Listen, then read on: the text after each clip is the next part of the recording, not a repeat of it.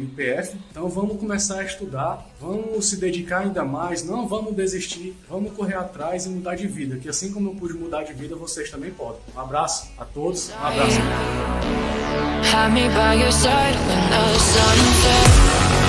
Como foi esse processo aí de preparação? Qual foi as dificuldades que você enfrentou nesse processo? A preparação foi muito boa, eu me esforcei bastante, abri mão de muitas coisas que eu sempre gostei de fazer para poder enfrentar de corpo e alma para esse concurso. Como foram os aulões, né? Os eventos que o curso objetivo proporcionava, né? O 24 horas, os corujões, os eventos e aulões aí esporádicos que nós tínhamos aqui no curso objetivo. Foi muito legal, a gente se motivava cada dia mais, porque às vezes a gente desanima um pouco para estudar, ficava um pouco mais motivado e começava a semana com mais vontade.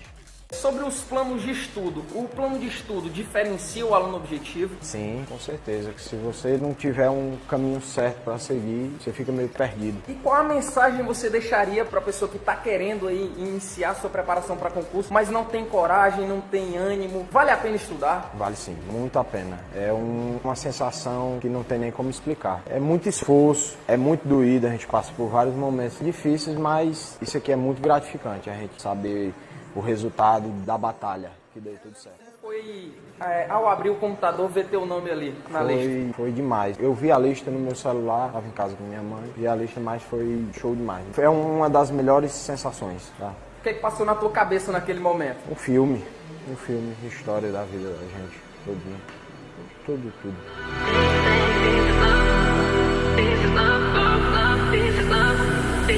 Ele falou pra mim ali que costuma dizer para as pessoas que foram 3 meses. Quando ele disse que realmente foi 1 mês e meio, as pessoas não acreditam. Então cabe a você acreditar ou não. Como você disse aí, né? As pessoas meio que têm aquela visão, pra você passar num concurso como esse, com muitos inscritos como teve, 3 meses, 1 mês e meio é loucura, é mentira. Mas só quem passou, pelo que eu e meus colegas passaram, a gente sabe como foi sofrido, né? A gente sabe como a gente realmente deu sangue. É o chamado hiperfoco, você imergiu com isso. Derramamos sangue nos livros, nas videoaulas, a motivação do grupo foi muito alta, foi muito grande mesmo. Quando um tava pensando em desistir, o outro ia lá, vamos, que a gente tem que conseguir. E foi bem pesado mesmo, foi puxado, mas no final valeu a pena quando a gente vê nosso nome no diário oficial do estado. Isso é muito bom mesmo. Mas, como você disse, foi 1 mês e meio. 3 meses. 3 meses é o que eu costumo dizer para as pessoas não dizerem na minha cara logo, né, que eu sou mentiroso. Elas devem dizer mais na frente, quando não estão me vendo. Mas realmente foi 1 mês e meio. Eu comecei a estudar 1 semana antes de sair o edital. Eu não sabia que ia sair o edital em tão pouco tempo assim. Então, larguei logo a faculdade, comprei minha apostila, montamos o nosso grupo de estudo. Aí você fala muito do grupo de estudo, essa preparação, o grupo de estudo foi muito importante pra você. E eu tenho uma frase que eu sempre digo, aves da mesma plumagem voam juntas. A águia voa com águia, pombo voa com pombo.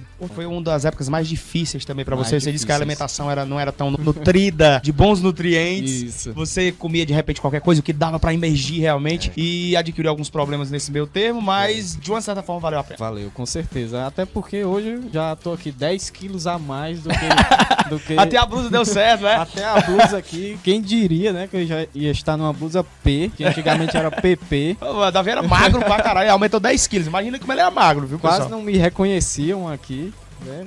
E eu queria que você deixasse 3 dicas para essas pessoas que desejam se preparar para esse próximo concurso da Polícia Militar do Ceará que está chegando aí. O governador já deixou explícito de que vai haver o novo concurso da Polícia Militar do Ceará. Eu sei que são muitas coisas assim que você vem à sua mente, mas existem 3 infalíveis dicas que você dá que são imprescindíveis para a pessoa chegar lá e avançar nos estudos. O que é que você diria? Em primeiro lugar mesmo é você estar perto de pessoas que querem o mesmo objetivo que você, que no caso é a materialização do grupo de estudo. Então foi imprescindível. Mas eu não conheço pessoas aqui próximas de mim que eu consiga fazer um grupo de estudo. Tudo bem.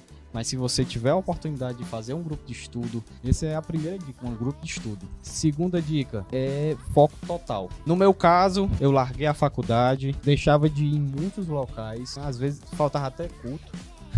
Isso deixava... Faltava o culto pra mãe dele, que era evangélica e não gostava muito não, quando você faltava os cultos. Minha família ela é praticamente toda evangélica e isso é bom, né?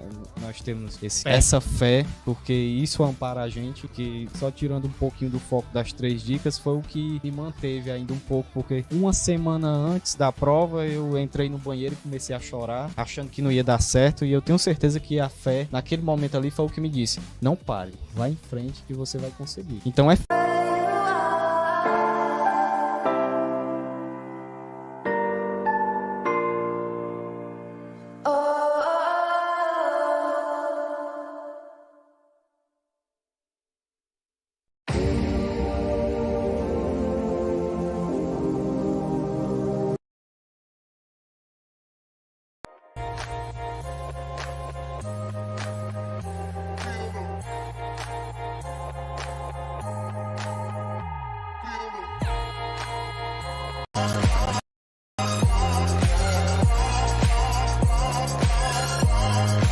começar nossa aula de hoje de direito administrativo, mais uma aula importante. Hoje a gente vai tratar daqueles dois assuntos que mais caíram na PF, na PRF, no MPU, que foi os poderes administrativos, em primeiro lugar, e depois a teoria dos atos administrativos, tá?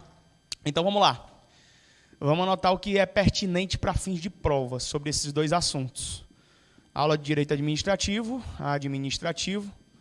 e os assuntos são esses. Foco total no seu concurso. Aí você vai fazer PC Ceará, PFOS, agente penitenciário, que é Polícia Penal, que MPU, INSS, MP do Ceará, pronto. Você tem que ser muito bom, não adianta ser razoável não. Tem que ser muito bom de poderes administrativos e de teoria geral dos atos administrativos. Teoria geral dos atos administrativos. Vamos lá. O que é importante a gente começar falando? Quando a gente fala de poderes, tá? Fala de poderes. A gente tem que lembrar que existem os poderes constituídos e existem os poderes administrativos. Então não vale confusão nesse momento, não. Os poderes constituídos são o poder executivo, o poder legislativo e o poder judiciário. São 3 poderes constituídos, presentes lá na Constituição Federal. São independentes e harmônicos entre si. Poder executivo, poder legislativo e o poder judiciário. Todo mundo conhece que o MP também não é. MP não é poder, tá? Ele é função essencial à justiça. Então tá aqui. Falou de poderes constituídos, executivo, legislativo e judiciário. Poderes constituídos. Não podemos confundir poderes constituídos com poderes administrativos. Poderes administrativos. Poder constituído é uma coisa, poder administrativo é outra coisa. Os poderes administrativos, eles são embasados, senhores, no princípio da supremacia do interesse público em relação ao interesse privado. Princípio da supremacia do interesse público em relação ao particular. Se a questão de prova perguntar qual é o princípio em que se embasou os poderes administrativos, sem pestanejar, você pode responder esse negócio aqui, ó. É o princípio da supremacia do interesse público em relação ao interesse meramente individual. O poder administrativo, a administração pública, como ela lida com a coletividade e com o interesse público, ela está acima de um mero interesse individual. Ou seja, o que é um mero interesse individual diante do interesse da administração pública? Nada. A administração pública está acima de um mero interesse individual. Isso é importantíssimo para você levar para a sua prova. Então, primeira resposta, qual é o princípio que embasa a criação dos poderes administrativos? Você vai lembrar disso. É o princípio da supremacia do interesse público em relação ao interesse particular. Beleza? Sabendo disso, a gente vai montar agora os poderes. Começar a falar aqui dos poderes. Primeiros poderes que eu vou falar. Poderes. Poder vinculado e poder discricionário. Vamos lá. Poder vinculado. Primeiro poder é esse. Primeiro poder vinculado, depois o poder discricionário. Não confunda, eles são diferentes. O poder vinculado é aquele que a lei dá uma única opção sobre como se deve agir o agente. Então, sempre que a lei der para um agente uma única opção sobre como ele deve agir, ali eu tenho o quê? Poder vinculado. Se a lei disser assim, ó, meu brother, é o seguinte, o caminho é esse e não tem para onde você fugir, é isso aqui, execute X. O cara pode fazer Y? Não. Porque o poder vinculado, ele só dá um único chamado, e esse único chamado está previsto em lei.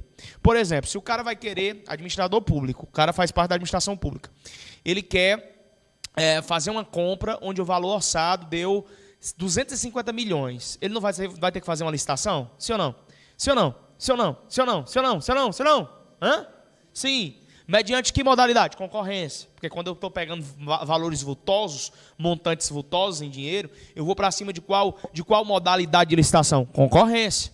Então perceba que o cara só tem uma única opção. Ele não tem outra opção. Ele tem que ir para concorrência. Acabou-se. Sempre que eu estiver falando de uma situação em que o camarada só tem uma opção sobre como ele deve agir, eu estou me relacionando a qual poder? Poder vinculado. Poder vinculado. Deu para entender isso aí, sim ou não, pessoal? Beleza, então poder vinculado. A lei concede ao agente público uma única opção. A lei concede ao agente público uma única opção. Aqui, meu filho, não cabe juízo de oportunidade e conveniência, não. Entre fazer de um jeito X ou fazer de um jeito Y, não existe esse negócio aqui, não. Aqui o cara tem que fazer. Ele tem que fazer. E é do jeito que está oferecido. Não há opções sobre como a gente deve agir. Se não há opções sobre como a gente deve agir, eu estou diante do poder vinculado. Poder vinculado. Só existe uma única opção sobre como a gente deve agir. Poder discricionário. Aqui sim existe conveniência e oportunidade. Aqui sim existe conveniência, mais oportunidade. Ou seja, o cara pode agir de um jeito X, agir de um jeito X ou agir de um jeito Y. Ele tem opções. Sempre que eu falar em opções sobre como o cara deve agir, de um jeito X, de uma maneira Y, de um jeito W, e essas opções estiverem presentes na lei, isso é importante salientar, aí eu estou diante do poder discricionário. Essas opções, meu filho, essas opções, vou deixar bem claro para você passar para o seu caderno, essas opções devem estar presentes em lei, presentes em lei. Tem que estar na lei. Por isso que a doutrina moderna do direito administrativo diz que não existe um ato que seja 100% discricionário. Não existe um ato que seja 100% discricionário. Todos são o quê? Tem um fim de quê? De vinculação. Por que eu digo que não existe um ato 100% discricionário? Porque se eu disser que existe um ato 100% discricionário, eu digo que existe um ato 100% voltado para a margem de conveniência e oportunidade do administrador. Existe um ato 100% voltado para o mérito administrativo, que é a forma do cara querer agir do jeito dele. Ele não vai agir do jeito dele. Quando eu digo que ele tem conveniência e oportunidade para agir de um jeito X ou de um jeito Y, esse jeito X ou Y estarão onde? Na lei. Essa é a grande sacada do negócio. Se eu aprendo isso, eu não erro questões. Professor, mas as provas dizem muito que tem mérito administrativo aqui dentro. E tem, sim. O mérito administrativo é justamente a capacidade que a legislação dá para que o administrador possa escolher agir de um jeito X ou de um jeito Y. Deu para entender isso aí? Então, vamos lá. Se a prova disser, existe mérito administrativo, é ato discricionário. Não existe mérito administrativo e só existe um caminho dado pelo legislador. Então, é ato vinculado. Essa é a diferença principal entre ato vinculado e ato discricionário. Por isso que eu muitas vezes digo, o cara agiu discricionariamente. Se ele agiu discricionariamente, é porque ele tinha margem de liberdade de atuação entre agir de um jeito ou agir de um outro. Lembrando que não existe o não agir. Eu nunca vou dizer que o cara tinha a opção entre agir e não agir. Ele não tinha opção entre agir e não agir. Ele tinha a opção de agir de um jeito X ou agir de um jeito Y, mas ele tinha que agir. A discricionariedade não tem brecha para o não. Ela tem brecha para a opção. E essa opção está presente na lei. O maior exemplo de todos que eu cito em todas as minhas aulas, ao longo de todos os anos, em todas as videoaulas, em todos os presenciais, é justamente isso. O quê? O cara é fiscal da vigilância sanitária, ele chega na seção de iogurtes, tem lá um grupo de iogurte, cheio de iogurte lá, e tem um que está com prazo de validade vencido. Ele tem a opção dada pela lei. Apreender o produto, notificar o proprietário, apreender o produto, notificar o proprietário e fechar o estabelecimento. Ele pode fazer os dois? Pode. Só que aplicando o princípio da proporcionalidade, é mais interessante que ele só apreenda o produto e notifique o proprietário. Precisa fechar o estabelecimento por conta de um iogurte vencido? Não. Nesse momento, eu apliquei a discricionariedade e, concomitantemente, eu apliquei o princípio da proporcionalidade que regulamenta e rege os atos administrativos. Entendido, então, o poder vinculado e o poder discricionário, sim ou não? Beleza. Esses são dois poderes importantes. Terceiro poder que eu vou falar para vocês. Poder regulamentar. Poder regulamentar. Professor, o que é o poder regulamentar? Vamos lá. O poder regulamentar, ele está presente em regra no artigo 84, inciso 4 da Constituição Federal de 1988, tá? Artigo, está presente em regra no artigo 84, inciso 4, da Constituição Federal de 88. O que é que nós temos presentes lá no artigo 84, inciso 4 da Constituição Federal de 88? Nós temos as atribuições do Presidente da República Federativa do Brasil. Você que já está estudando aí para concurso, com certeza já deve ter lido sobre o Poder Executivo, né? Poder Executivo, muito importante poder. O Presidente da República tem uma porrada de atividades. Dentre as porradas de atividades que ele tem uma que está no inciso 4, que é sancionar, promulgar e fazer publicar as leis, bem como estabelecer, expedir os decretos de execução para fiel execução dessa lei. São os regulamentos de execução. Sempre que o presidente da República quiser dar fiel execução a uma lei, lei esta que está incompreensível, lei esta que está inatendível, então ele vai se utilizar de quê, professor? Ele vai se utilizar do poder regulamentar. Então, para que serve o poder regulamentar? Para fazer com que o presidente da República dê fiel execução a uma lei. Lei esta que está incompreensível. Você lê a porra da lei, lê, e não entende nada. Se você lê uma lei e não entende nada, chega o poder executivo e, por meio do regulamento de execução, faz com que você entenda. Como é o nome disso? Poder regulamentar, exercício do poder regulamentar, é o decreto regulamentar ou decreto de execução, ou regulamento de execução. Então, vamos botar aqui, poder regulamentar é o poder atribuído à administração pública para dar fiel execução a uma lei que esteja obscura. A uma lei que esteja obscura. E aí tem uma sacada grande para você levar para a sua prova aqui desse interregno aqui. Preste atenção no que eu vou falar. Quando eu digo que uma lei está obscura, é porque ela não está compreensível. E então eu tenho que tornar ela compreensível. Eu faço isso por meio de quê? Do poder regulamentar. Só que esse poder regulamentar, criado por meio dos regulamentos de execução ou dos decretos regulamentares,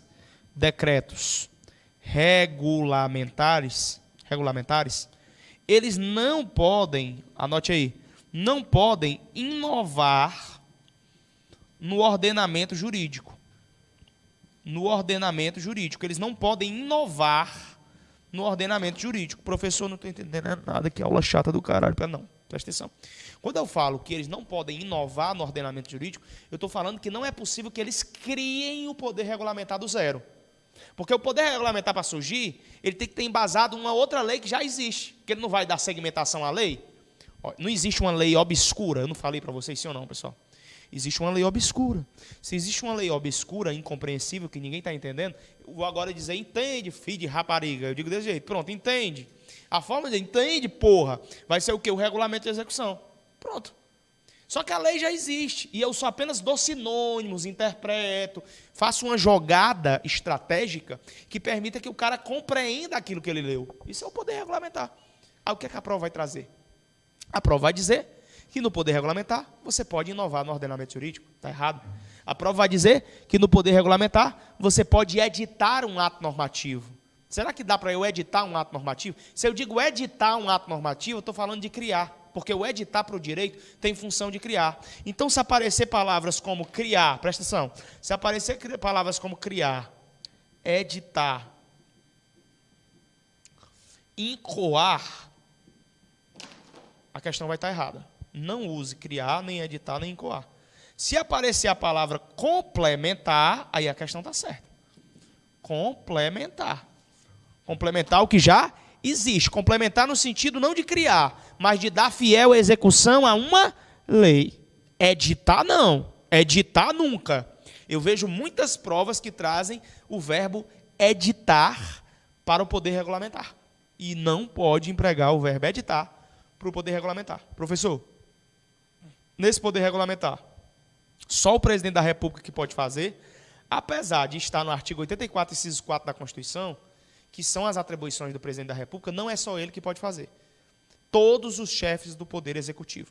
Então, é uma função, pelo princípio da simetria jurídica, que rege tanto a União, Estado, Distrito Federal e Município, eu vou poder ter todos os chefes do Poder Executivo. Então, anota aí, meu brother, porque isso aqui despenca em prova de concurso, você pode ter certeza. Chefes do Poder Executivo poderão executar o poder regulamentar. Chefes do Poder Executivo. Logo, presidente da República pode? Pode. Governador do Estado? Pode? Pode. Governador do Distrito Federal? Pode? Pode. Prefeito do município? Pode? Pode. Todo mundo que é chefe do Poder Executivo? Pode. Poder regulamentar pertence aos chefes do Poder Executivo. Beleza? Não confunda o poder regulamentar com o poder normativo. Então, é outro poder. Ó. Poder normativo. Poder regulamentar é uma coisa, poder normativo é outra coisa totalmente diferente. O que é o poder normativo? O poder normativo é o poder que o chefe do executivo tem de organizar a administração pública, organizar a administração pública, podendo criar ou extinguir cargos públicos quando vagos, de acordo com o artigo 84, inciso 6 da Constituição Federal de 88, criar ou extinguir cargos públicos quando eles estiverem vagos. Se um cargo público estiver vago, é possível que chegue o chefe do Poder Executivo e, organizando a estrutura administrativa, utilizando do seu bom senso administrativo, ele vai poder criar ou extinguir cargo público. Isso ele fará por meio do poder normativo. E esse diploma legal não é um regulamento de execução, e sim um decreto autônomo. O nome do decreto que você vai levar para a sua prova é decreto autônomo ou decreto normativo.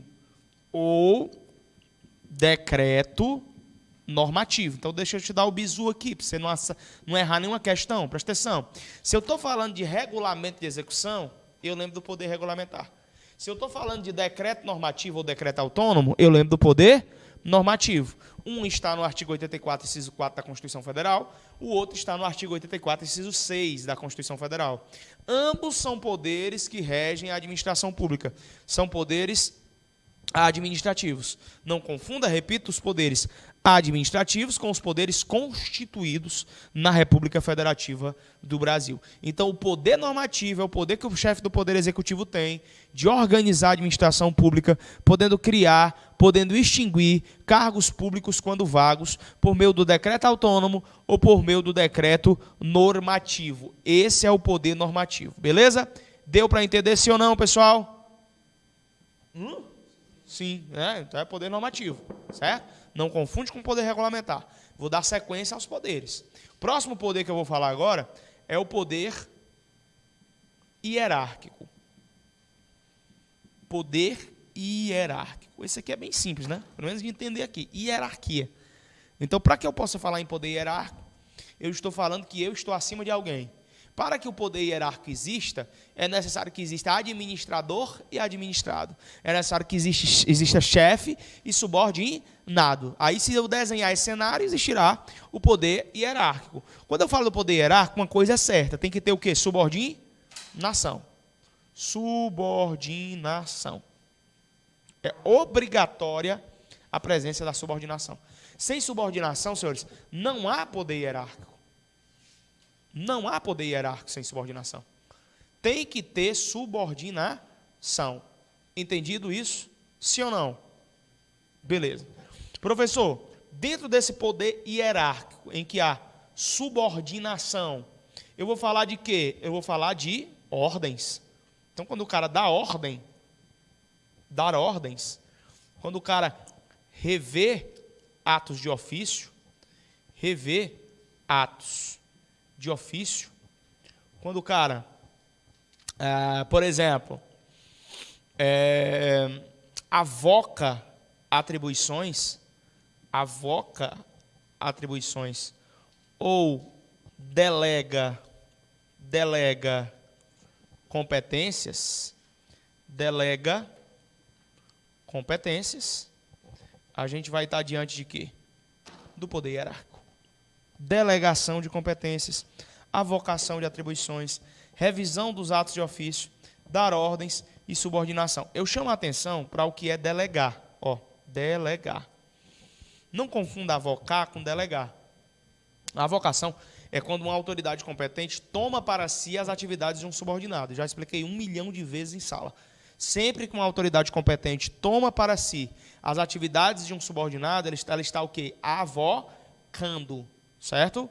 Quando é que ela está delegando? É quando ela passa para um par, hierarquicamente falando, as suas atividades, ou ela passa para um subordinado.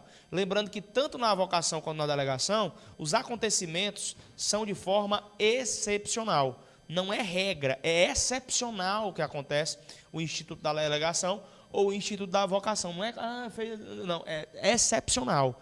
O cara, qualquer besteirinha não pode ficar avocando e delegando, não. Tem que existir uma necessidade para que eu possa falar de avocação ou para que eu possa falar de delegação. E quando isso acontecer, acontecerá de forma provisória, por prazo determinado, não é para sempre, não. Ah, professor, eu pensei que era para sempre. Não pode, cara. Mas eu vou delegar minha atividade para outra pessoa para sempre, é? E eu não vou mais fazer nada, não? E o importante é toda vida que você delega, você tem que entender isso.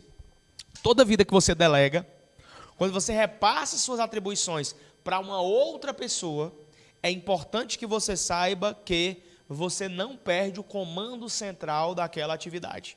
Você não perde o comando central daquela atividade. Imagina aí, então, que um chefe de repartição delegou sua atividade para outra pessoa. Será que ele perdeu as suas competências originárias? Não. Ele continua com as competências originárias. E o outro cara, será que perdeu as competências originárias dele? Não. É tanto que, eventualmente, se o delegante dá poderes ao delegado e o delegado faz merda, quem responde não é o delegante, é o delegado. Porque naquele momento o delegado tinha as condições necessárias para executar os atos administrativos ali propostos. Então, entenda. Quando é que eu tenho o poder hierárquico? Quando existe subordinação, quando o cara está dando ordem, isso é característica, é corolário de uma subordinação. Quando o cara está revendo os atos de ofício, quando o cara está avocando atribuições ou quando está delegando competências. Só que nesse ponto aqui, eu pego emprestada a noção trazida pelo artigo 12, aliás, pelo artigo 13 da lei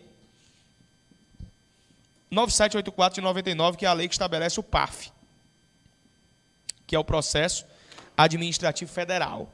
O que é que nós temos no artigo 13 da lei 9784 de 99, que estabelece o processo administrativo federal? O que não pode ser alvo de delegação. O que é que não pode para a Polícia Civil do Ceará, o que é que não pode para o MPU, para o MP do Ceará e para os concursos públicos que você está se preparando aí para 2020. O que é que não pode ser delegado de forma alguma? O edema, anote. Edema. Professor, o que é que significa edema? Vamos lá, esse é edição de atos normativos, edição de atos normativos, aí vem decisão de recursos administrativos, decisão de recursos administrativos e as matérias de uso exclusivo de órgão ou exclusivo de autoridade, exclusivo de órgão barra autoridade. Isso aqui não pode ser delegado nem a pau. Então preste atenção, não pode ser delegado edema, edição de atos de caráter normativo, decisão de recursos administrativos e matéria de uso exclusivo de órgão ou de autoridade, de acordo com o artigo 13 da lei 9784 de 99, que é a lei que rege o processo administrativo federal. Ela dá uma palhinha sobre tudo ligado à competência e outras regras que nós costumeiramente vemos lá na teoria dos atos administrativos. Então, ó, sobre poder hierárquico, isso aqui basta? Não, tem uma outra informação que vai ser a mestra de todas as informações que eu falei sobre poder hierárquico. Qual é a observação fatal que você vai colocar aí no seu caderno sobre poder hierárquico, que eu vou destacar para você? Observação fatal, para derrubar 10 mil, é que para que exista poder hierárquico, é necessário ter um vínculo institucional entre chefe e subordinado. Claro que quando eu digo entre chefe, é porque esse chefe ele é autoridade dentro de uma instituição. Esse chefe é uma autoridade dentro de uma instituição. Então, ele recebe o chamado munus público, por ser autoridade dentro da instituição. Ele vai praticar os atos administrativos. Então, se existe um vínculo institucional entre aquelas pessoas, aí eu falo de poder hierárquico. Você tem que ter cuidado nas situações que surgem. Por exemplo, a Polícia Militar está fazendo uma ronda de rotina. Ela vê uns meninos, uns bichinhos, 16, 14 anos, 15 anos, 3 horas da manhã, tudo dopado, parece que estão viajando na maionese. E esses caras estão ali, em atitudes super suspeitas. Eu te pergunto, é possível que o PM peça para os caras, ô, meu filho circulando, vamos para casa? É possível ou não é possível? Sim ou não? É possível. É ou não é possível, pessoal? É possível, sim. Claro que é possível. É possível que a polícia militar diga, "Ô, circulando aí, vai para casa"? Isso ali foi uma ordem? Foi. Mas existe hierarquia entre eles? Não, pô. Por que não existe hierarquia? Porque não existe vínculo institucional. Não é chefe subordinado. Então ali não foi poder hierárquico. Pode ter sido um outro poder, como o poder de polícia. Mas poder hierárquico não foi. Porque para que exista o poder hierárquico é necessário um vínculo institucional entre chefe e subordinado. Como é que esse vínculo nasce? Ah, meu brother, aí pode ser por contrato. Pode ser por contrato. Pode ser por regime jurídico único, que é o estatuto. Pode ser pelo REDA, que é o regime especial do direito administrativo. E aí vai. E aí vai. Tem um turbilhão de exemplos. Um turbilhão de exemplos onde eu posso ter vínculo institucional entre chefe e subordinado. Agora, no momento em que o PM diz circulando, eu vou botar até aqui o exemplozinho aqui, ó. PM manda para o cara circulando, não tem? Aquilo não é exercício do poder hierárquico. Não é exercício do poder hierárquico. Por quê, professor? Porque é necessário que exista um liame, é necessário que exista um vínculo institucional, é necessário que exista uma relação entre as partes, para que eu possa definitivamente dizer que existiu naquele momento alguma coisa ligada a poder hierárquico. Dúvidas? Dúvidas? Dúvidas? Não. Não, pode ser delegado também, viu? Pode ser delegado. Beleza? Professor, tranquilo. Estou entendendo sobre o poder hierárquico agora. Qual é o antagônico de poder hierárquico? É o poder disciplinar. O antagônico de poder hierárquico é o tal do poder disciplinar. Uma coisa é certa, eu já vou abrir o poder disciplinar dizendo isso. Sem poder hierárquico, não existe poder disciplinar. Então, ó, sem poder hierárquico, não existe poder disciplinar. Sem poder hierárquico, não existe poder disciplinar. Primeiro vem o poder hierárquico, para depois eu falar em poder disciplinar. Primeiro vem o hierárquico, depois é que vem o poder disciplinar. Professor, quer dizer que tem que existir a porra do vínculo institucional também entre o poder disciplinar para o exercício entre o chefe e o subordinado? Claro. Afinal, eu só posso receber uma punição se for de quem tem um vínculo institucional comigo. É ou não é verdade? Imagina, você pode ser punido por alguém no meio da rua? Não, isso não é punição. Punição, uma sanção, uma advertência, uma suspensão, uma demissão, uma cassação ou coisa do tipo, só pode vir para quem tem vínculo institucional com outra pessoa. Por isso que não existe poder disciplinar sem que antes se fale em poder hierárquico. Ou seja, o vínculo institucional aqui também tem que ser evidente. Tem que existir um vínculo. Professor, quer dizer assim, quando um juiz, esse é o exemplo que cai muito em prova, um juiz sentencia o cara a 20 anos de cadeia, 20 anos de reclusão. 20 anos de reclusão. Ali, houve o exercício do poder disciplinar? A pergunta é essa. O juiz sentenciou o cara a 20 anos de reclusão. A pergunta é, houve o exercício do poder disciplinar?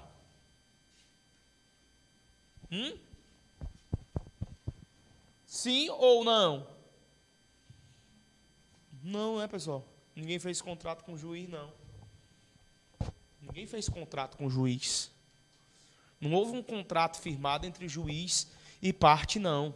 Então, não há o que se falar em poder disciplinar. Não tem o que se falar em poder disciplinar. Por quê? Porque não existiu liame, não existiu vínculo institucional, não existiu relacionamento contratualizado. Somente se existisse um relacionamento contratualizado, somente se existisse essa relação jurídica propriamente dita, é que nós poderíamos falar em exercício do poder disciplinar. E não existe. Então, o que é isso aqui? Isso aqui é o poder punitivo do Estado. Isso aqui, que eu coloquei aqui, é exemplo de poder punitivo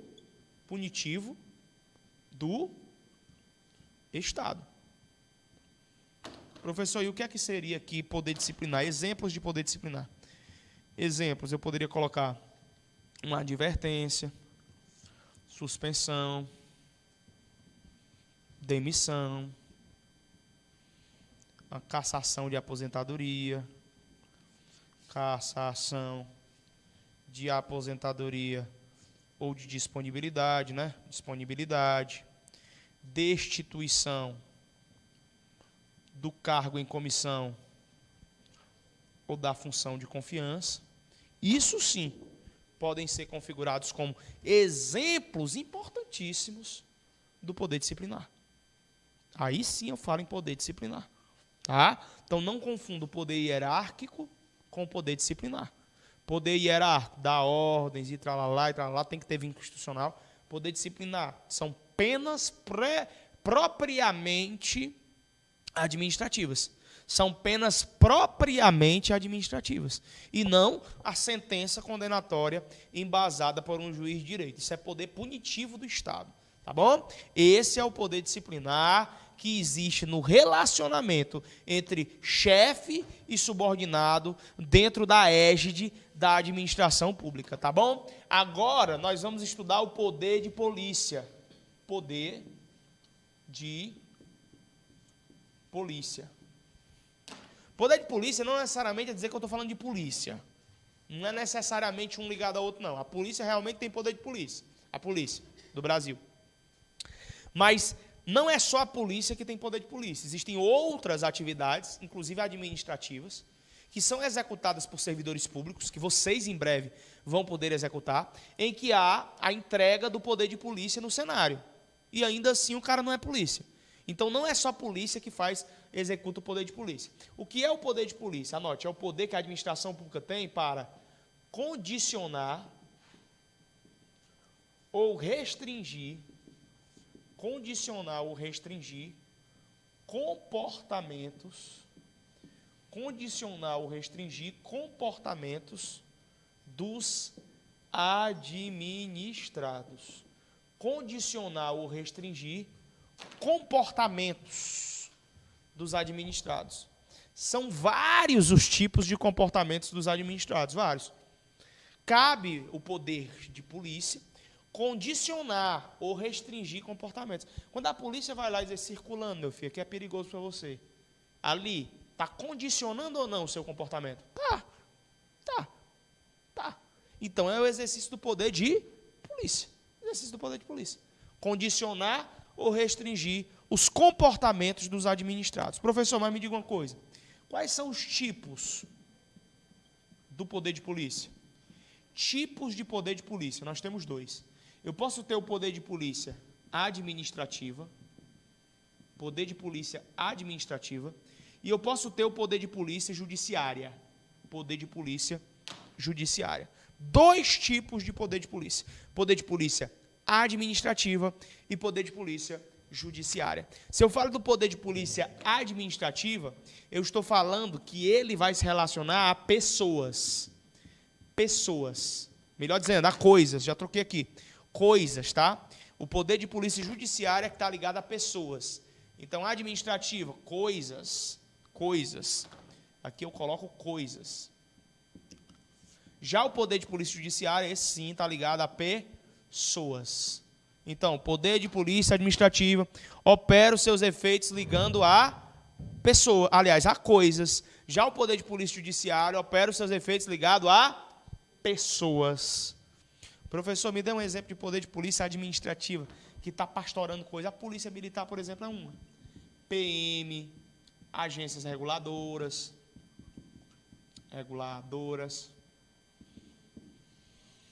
PRF, Polícia Rodoviária Federal, Polícia Ferroviária Federal, agora incluso no rol do 144, a Polícia Penal, e aí vai, etc. Você só tem que... O mais fácil para você entender é isso aqui, ó. Quando você sabe o que é o poder de polícia judiciária, você acerta qualquer coisa. Porque só são duas polícias que executam as atividades de poder de polícia judiciária, que é a Polícia Civil e a Polícia Federal. Pronto. Todos os outros são poder de polícia administrativa. Por exemplo, o cara está na dúvida sobre polícia mesmo, polícia. Quem são as polícias previstas no 144? Polícia Civil, Polícia Penal agora, né? Polícia Militar, Corpo de Bombeiros Militar, Polícia Federal, Polícia Rodoviária Federal. O cara está na dúvida para saber qual é o poder de polícia administrativa e judiciária. É muito simples. A judiciária é só a PC e a PF. Por quê? Porque essa PC e essa PF são responsáveis pela investigação. Elas são as polícias chamadas de polícias processuais. Polícias que fazem com que suba o processo para a justiça. Polícias processuais. São responsáveis pelo tal do inquérito policial. Tal do inquérito policial. Então, eu estou falando de quem? Da Polícia Penal, eu estou falando da Polícia Civil e da Polícia Federal. É nelas que existem os delegados de polícia, que são os delegados de carreira, estão dentro da Polícia Judiciária. E elas são os coordenadores maiores do inquérito policial dentro do poder de polícia judiciária. Não confunda tipos do poder de polícia com atributos do poder de polícia. Atributos do poder de polícia. Quais são os atributos do poder de polícia? Aí tem a regra da SIDA. Regra da SIDA. Qual é a regra da SIDA, professor? Eu tenho coercibilidade. Eu tenho indelegabilidade. Eu tenho discricionariedade. Eu tenho autoexecutoriedade. Certo? Esses são os atributos do poder de polícia. Professor, o que é coercibilidade, hein? Coercibilidade é o atributo do poder de polícia que permite o exercício da atividade policial, o exercício do poder de polícia, independentemente da concordância do cara. Pouco importa se ele está concordando ou discordando. O atributo vai se empregar a ele. A coercibilidade vai se entregar a ele. O poder de polícia vai se entregar a ele. Não interessa se ele está concordando. Não interessa se ele está discordando. Ali é poder de polícia e aceita que dói menos. Isso é coercitível. Inclusive, se ele desobedecer, vai ter pau para ele. Se desobedecer, vai dar merda. Voz de prisão para o cara não quis ser algemado, você vai poder derrubar ele no chão. Sim ou não? Vai. Você vai apertar na campainha para cumprir um mandado judicial, o cara não abre, você vai poder chutar a porta. É sim ou não? Coercitível. O poder de polícia é o quê? Coercitível. O poder de polícia também é indelegável. Você não pode pegar o poder de polícia e ficar passando para os outros. No meio da rua, macho, faz aqui, hein, poder de polícia. Não pode. Você não pode pegar uma empresa privada e passar para ela o poder de polícia. Não pode. O poder de polícia pertence à administração pública. E é indelegável para pessoas jurídicas de direito privado ou para pessoas físicas. O que cabe é um assessoramento das atividades. Por exemplo, é possível que no exercício do poder de polícia haja um assessoramento das atividades. Fotossensores são um exemplo disso. Quando existem os fotossensores, os pardais eletrônicos, eles auxiliam o DETRAN, auxiliam a Polícia Rodoviária Estadual, auxiliam a Polícia Rodoviária Federal na aplicação de multas. Mas quem gera a multa é a autoridade competente do órgão de trânsito constituído pelo Código de Trânsito Brasileiro, pelo CTB.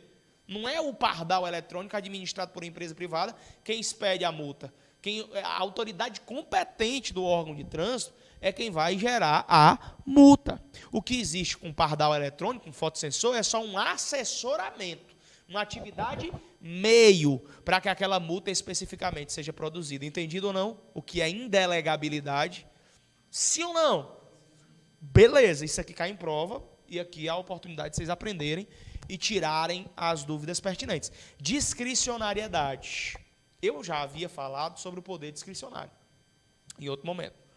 E quando eu falei do poder discricionário, eu falei que lá tem um mérito administrativo, que é a questão da conveniência e a oportunidade, que é quando o cara escolhe fazer de um jeito X ou de um jeito Y. Essas opções estão sempre presentes na lei. Eu estou te dizendo que o poder de polícia é discricionário, tem a discricionariedade, porque em muitas operações, em muitos segmentos, cabe um juízo de fazer de um jeito ou de um outro jeito.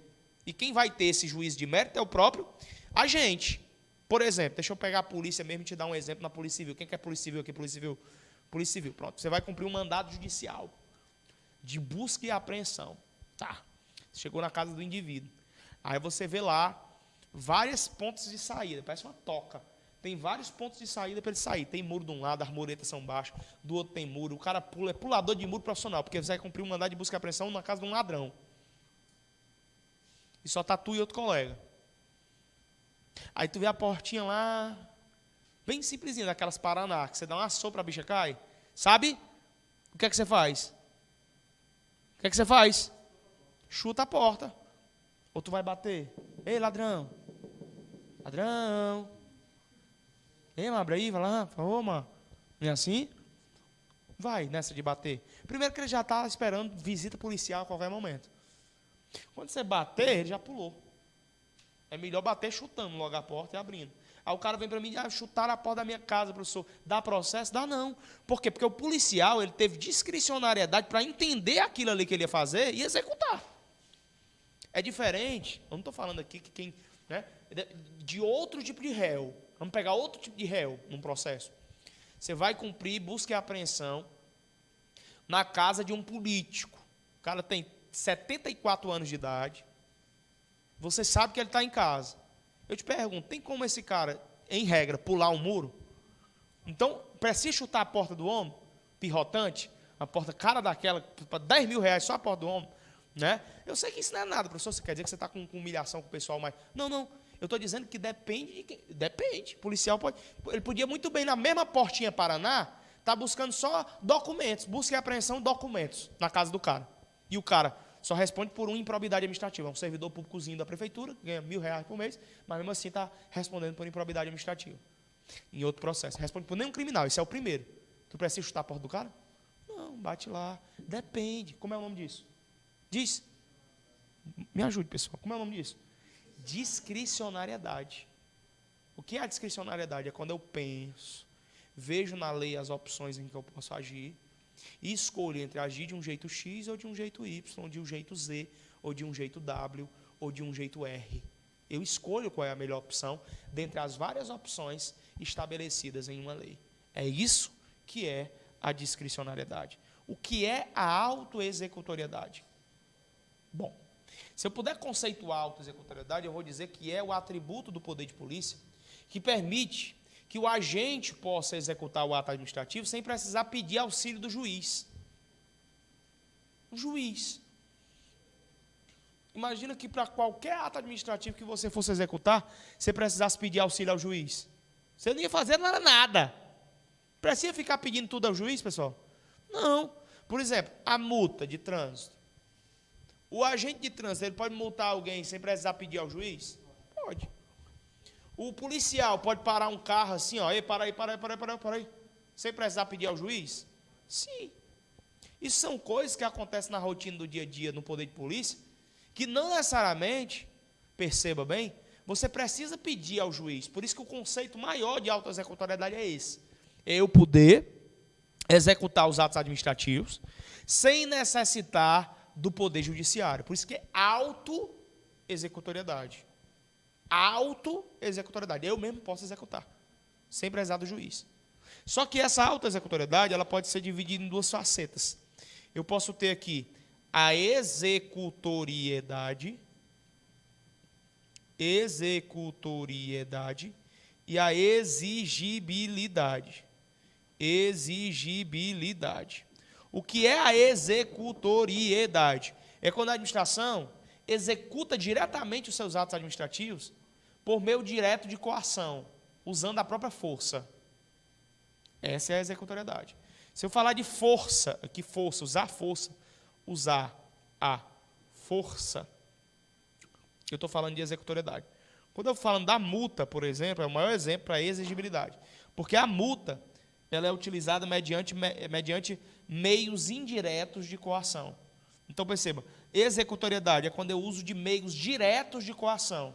A força é um exemplo disso. O que é exigibilidade? Quando eu me utilizo de meios indiretos de coação. A multa é um exemplo disso. Não confunda executoriedade com exigibilidade. Executoriedade, meios diretos de coação. O uso da força é exemplo proporcional disso aqui. Exigibilidade, meios indiretos de coação. Exemplo, a multa. Show de bola. Professor, tranquilo. Então vamos me dar um exemplo com força. O exemplo lá da porta, que o policial civil chegou e arrebentou a porta do cara para cumprir o mandado de busca e apreensão.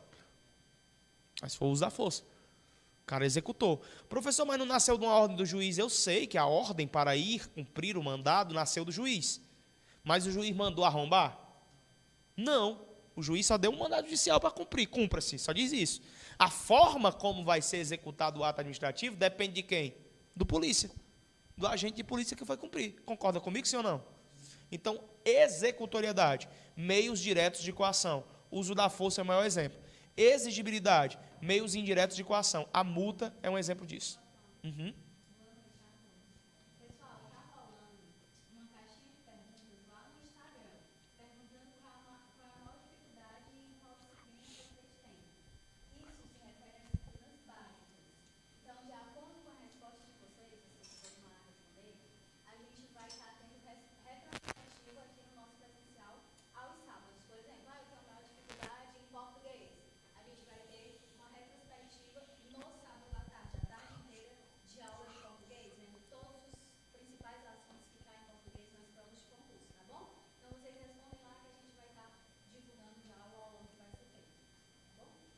Obrigado. Beleza? Entendido isso? Executoriedade e exigibilidade. Beleza. Tá rolando, pessoal, tá rolando, é bem legal. Tá rolando umas perguntinhas lá no Instagram sobre a matéria que você tem mais dificuldade das básicas. É incrível, como sempre que essa pergunta roda, vai dar para uma das básicas, que é português, informática, matemática ou RLM.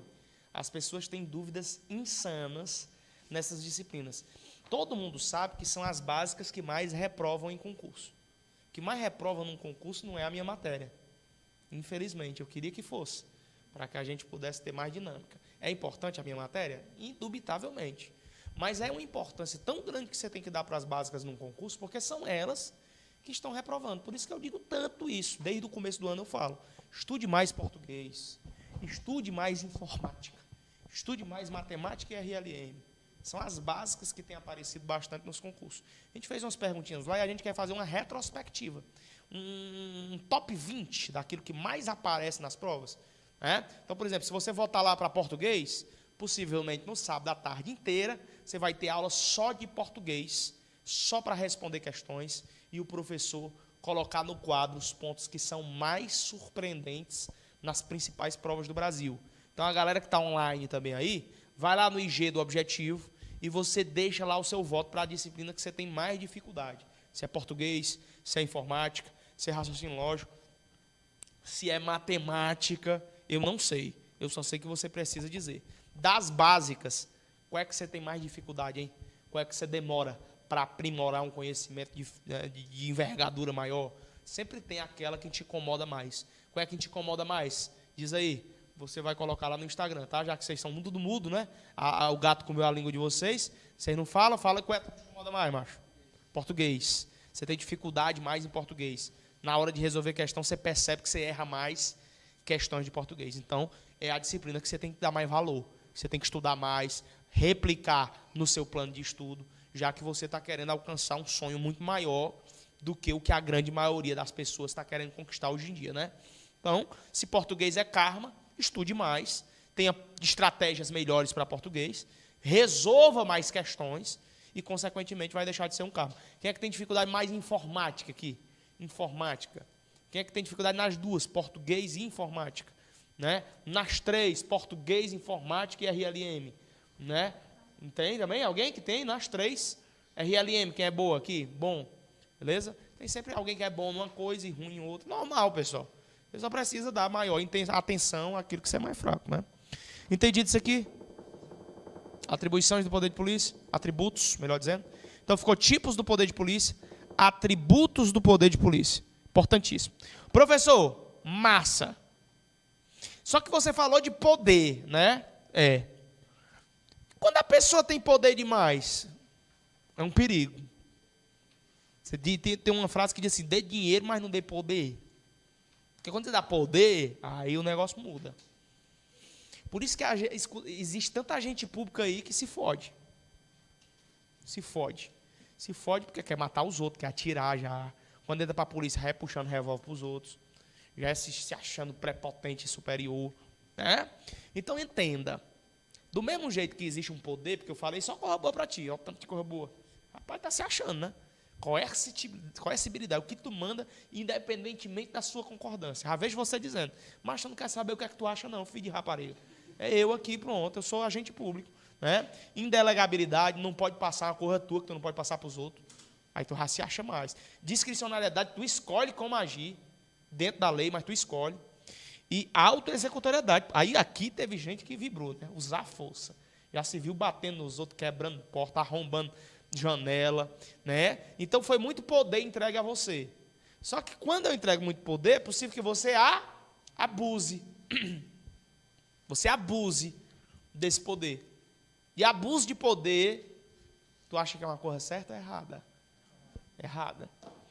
Professor, o que é o abuso de poder? O abuso de poder é quando você, ao invés de usar o seu poder para realizar o ato administrativo, usa para se autoagradar, para se autopromover, para querer satisfazer o teu ego pessoal. Aí é o abuso de poder. Como é que esse abuso de poder pode se manifestar, professor? Anote aí. Como é que o abuso de poder pode se manifestar?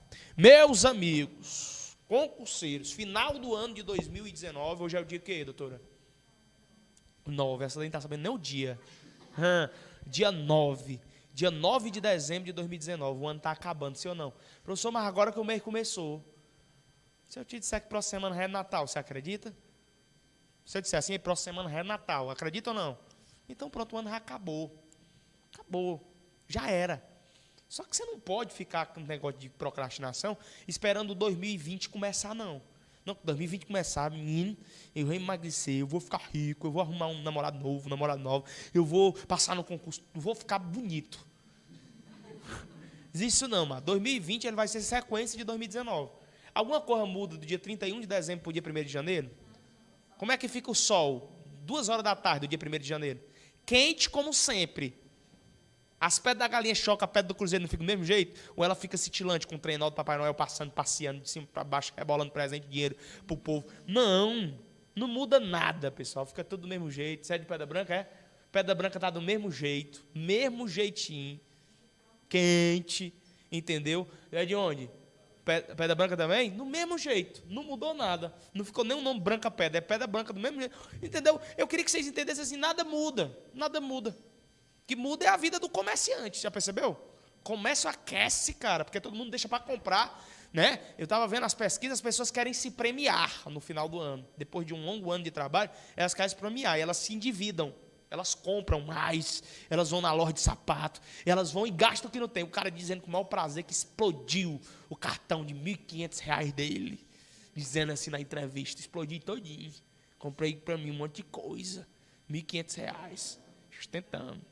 E agora as dívidas, que para janeiro, fevereiro, aí fica doido, né?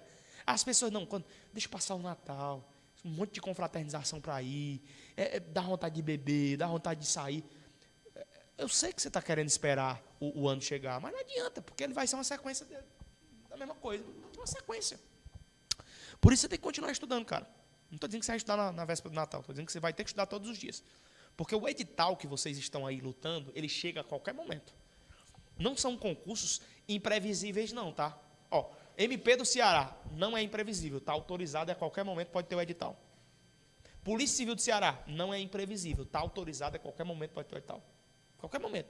Você menos esperar, dia 3 de janeiro, uma live do governador anunciando o edital e a banca, do mesmo dia.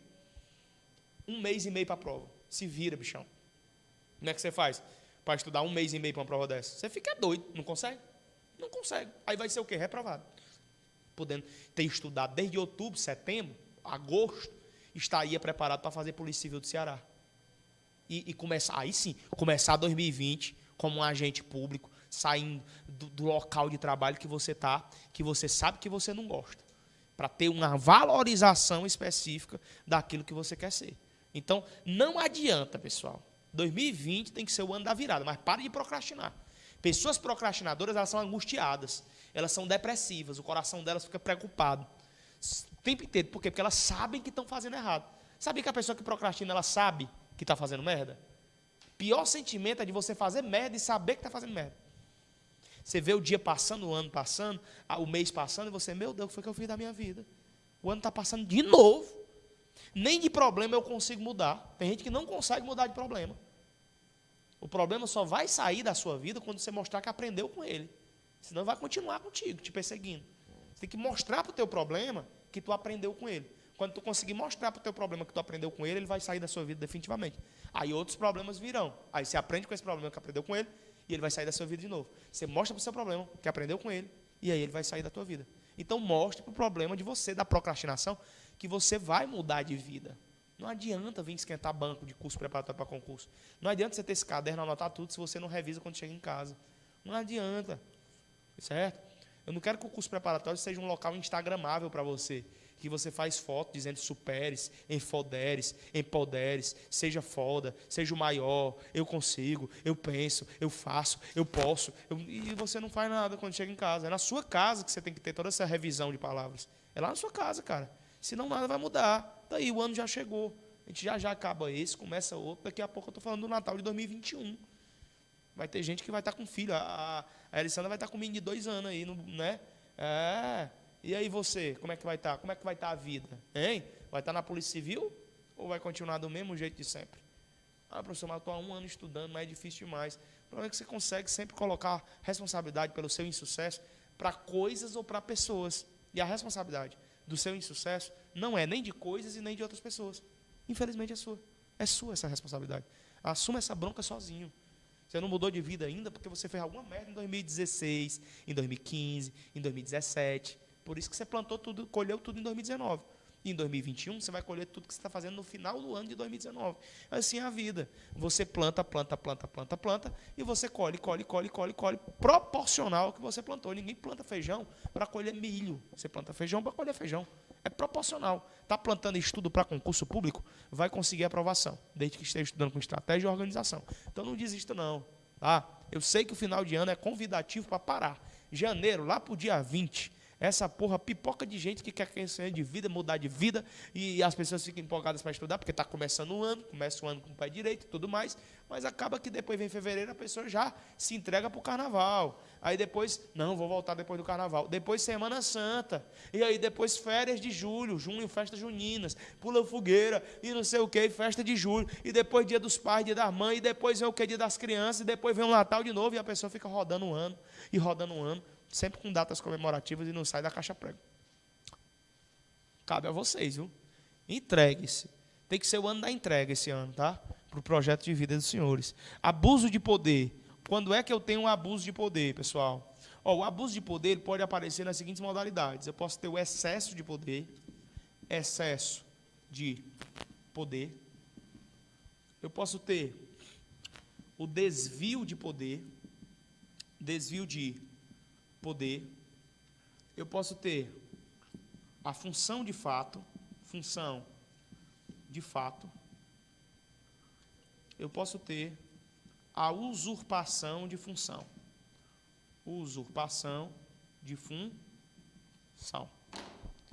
Essas são as modalidades do chamado abuso de poder.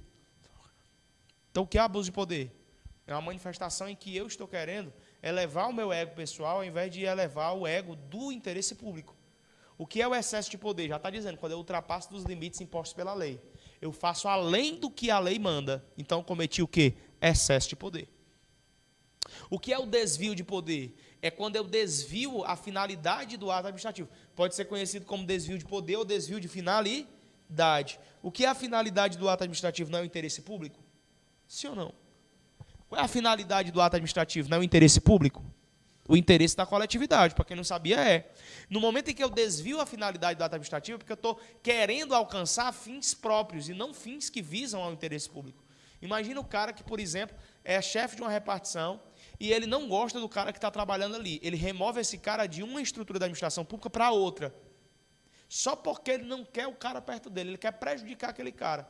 Ele agiu dentro da lei? Não, ele agiu com desvio de poder, desvio de finalidade. E o desvio de finalidade é um abuso de poder. É uma modalidade do gênero abuso de poder. O que é a função de fato? Função de fato é quando o cara é servidor, está dentro da administração pública, só que ele está em outro cargo dentro da administração. Por exemplo, o cara que é policial penal, o antigo agente penitenciário do Ceará, por exemplo, ele não é para ficar dentro da cadeia pastorando os presos, sim ou não? O policial militar é para estar fazendo isso?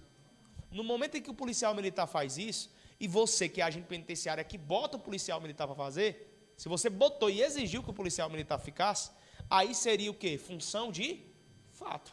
E função de fato é um abuso de poder. É um abuso de poder. Função de fato é abuso de poder. Professor, o que é que tem mais? Usurpação de função. Essa daqui é a mais grave.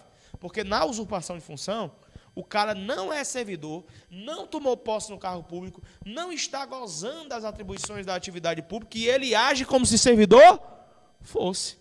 Ele age como se fosse servidor. Ó, executando os atos administrativos, realizando tudo que deve ser feito como se fosse servidor. Isso pode, pessoal? Claro que não, isso não pode. Não pode. Então, ó, essas são as modalidades do abuso de poder. Essas são as modalidades do abuso de poder. Cai na sua prova, você sabe. Excesso de poder, desvio de poder, função de fato, usurpação de função. Quem entendeu isso aí? Diga, eu entendi. Beleza? Tranquilo? Vamos dar uma respirada aí. Vamos resolver algumas questões que estão no final sobre poderes administrativos. Vamos lá. Poderes administrativos. Algumas questõezinhas aí que estão propostas para os senhores. Começa da questão 11, de baixo para cima, vai. Questão de número 11, de baixo para cima. Primeiro, a questão 11 diz assim, ó. Questão 11. Se olhar para o gabarito, vai para o inferno, certo? Tá? Não olhe para o gabarito no final, não pode. Eu sei que sua vontade é de olhar, né? É só uma coisa, né, mano? 11. Poder regulamentar é o poder que a administração possui de editar leis, medidas provisórias, decretos e demais atos normativos para disciplinar a atividade dos particulares. Poder conferido com exclusividade aos chefes do Poder Executivo para editar atos normativos. Ó, vamos com calma. Vamos com calma. Eu estudei contigo ou não o poder regulamentar? Sim ou não? Tá. Poder regulamentar é o poder que a administração possui de editar leis, medidas provisórias, decretos e demais atos normativos. Certo ou errado até aí? Certo ou errado? Qual é o erro? Editar. Se apareceu editar na sua prova, meu filho, se aparecer editar, você já sabe que não é corolário, não é característico do poder regulamentar. Por quê? Porque o poder regulamentar ele não edita. O poder regulamentar, ele faz com que se dê fiel execução a uma lei que já existe. A lei já existe. Entenda, ela já existe. O decreto regulamentar, o regulamento de execução que vai nascer, ele vai apenas dar fiel execução a uma lei que já está em pleno funcionamento. Só isso. Acabou-se. Logo, questão 11, está certa ou errada? Errada. 10. Existem casos em que, mesmo existindo lei específica sobre determinada matéria, cumpre a administração criar mecanismos para aplicá-la. Nessas hipóteses, surge o poder regulamentar, que confere à administração a prerrogativa de editar atos gerais para alterar e complementar as leis. Certo ou errado? Errado, de novo. De novo ele está falando editar, alterar, entendeu? Essas palavras são flagrantes para o erro. Existem coisas, gatilhos mentais, que se vocês instalarem na mente de vocês como concurseiros, vocês vão conseguir passar em concurso. Eu faço mentoring e ensino as pessoas a estudarem para concurso. Eu converso com brasileiros, com concurseiros do Brasil inteiro. E uma coisa é certa, eu ensino os meninos a pensar fora da caixa. Você não precisa saber o texto todo. Você precisa saber de gatilhos mentais. Editar não é para o poder regulamentar. Para o poder regulamentar é dar fiel execução a uma lei. Acabou-se, cara. Ainda que o cara não soubesse nada do contexto, ele acertava ou não a questão? Acertava. Então a questão de número 10 está errada. 9, subindo um pouco mais, diz assim: todas as medidas de polícia administrativa são autoexecutórias, o que permite à administração pública promover por si mesma as suas decisões, sem necessidade de recorrer previamente ao Poder Judiciário. Certo ou errado? Ó, isso aqui é um perigo, né? Porque essa daqui é muito temerosa. Quando eu falo dos atributos do poder de polícia, eu falei que um dos atributos é a autoexecutoriedade. Realmente é verdade. Quando eu tenho autoexecutoriedade, pode ser subdividida em executoriedade, que é quando a administração se utiliza de meios diretos de coação, e exigibilidade, que é quando a administração se utiliza de meios indiretos de coação. O que você precisa levar para a prova é o seguinte: isso aqui é indubitável. Você precisa entender que nem todas, 100%, das atividades desempenhadas pelo exercício do poder de polícia por um agente público vão ser autoexecutórias. Por exemplo, eu falei bastante sobre o cara que ia... Pois é, eu falei bastante do cara que ia lá quebrar a porta para cumprir um mandado de busca e apreensão. Esse mandado de busca e apreensão foi ele mesmo que expediu? Não, foi uma autoridade judiciária.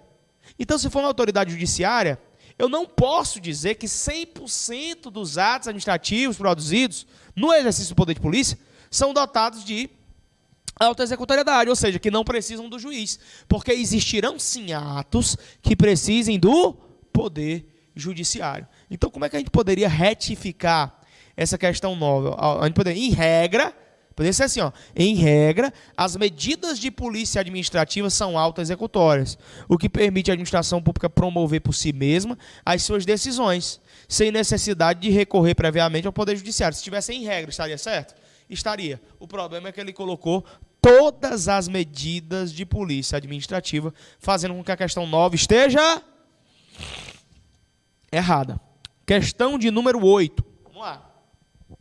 Diz assim, ó. Em razão da característica da autoexecutoriedade, a cobrança de multa aplicada pela administração não necessita da intervenção do Poder Judiciário, mesmo no caso do seu não pagamento. Ó, pessoal, essa questão é para ser julgada de acordo com os atributos do poder de polícia. Tem um atributo do poder de polícia que é o atributo da autoexecutoriedade. O que é que ele quer dizer para nós? O que é o conceito de autoexecutoriedade?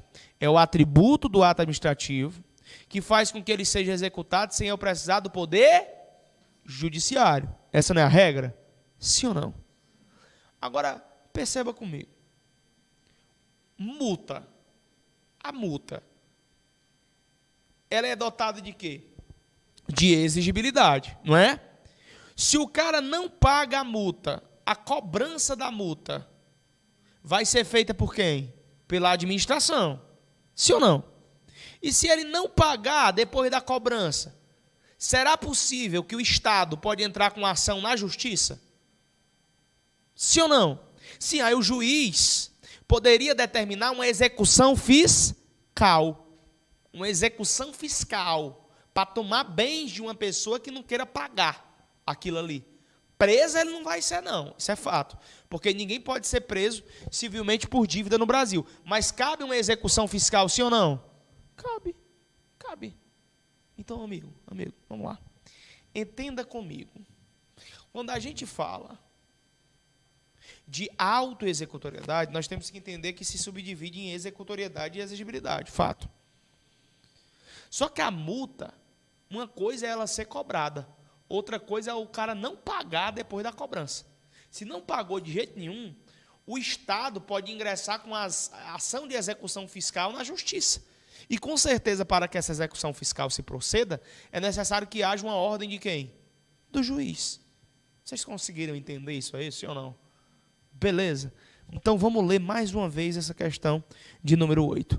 Em razão da característica da autoexecutoriedade, a cobrança de multa aplicada pela administração não necessita da intervenção do Poder Judiciário, mesmo no caso do seu não pagamento. Certo ou errado? Errado. Dúvidas? Hein? Até então. Dúvidas? Beleza? Nós estudamos aqui os poderes administrativos e agora vamos começar um novo tópico, que são os atos administrativos. Teoria dos atos administrativos. Quando eu falo da teoria dos atos administrativos, o primeiro grande passo é entender o conceito do ato administrativo. Ah, meu amigo, sem que você entenda isso, você não consegue responder a questão. E o conceito de ato administrativo é esse, ó: manifestação unilateral de vontade da administração pública, manifestação unilateral de vontade da administração pública,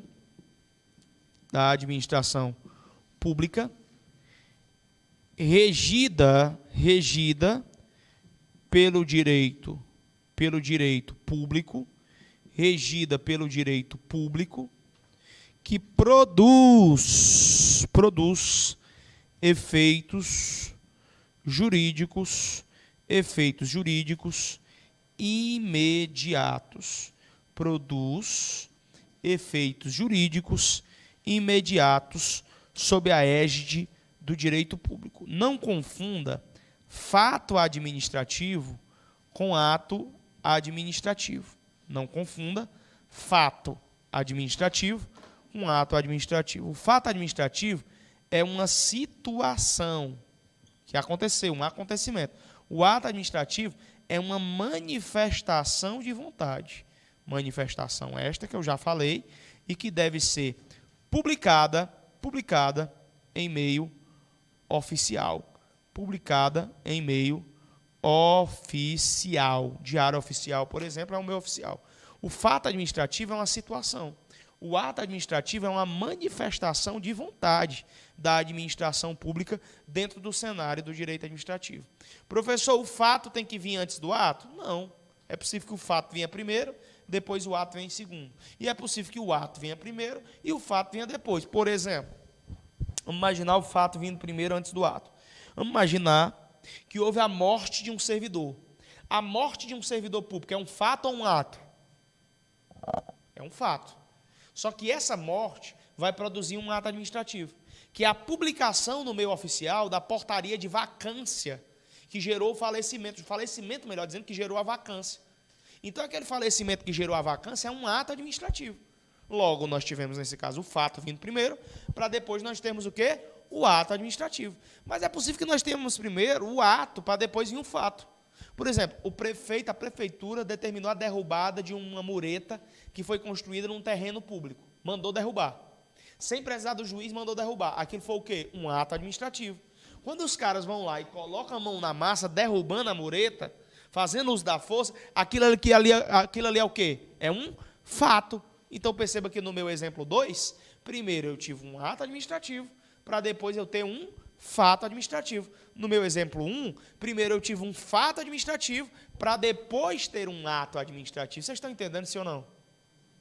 Beleza? Então, cuidado para não confundir a diferença entre fato e ato.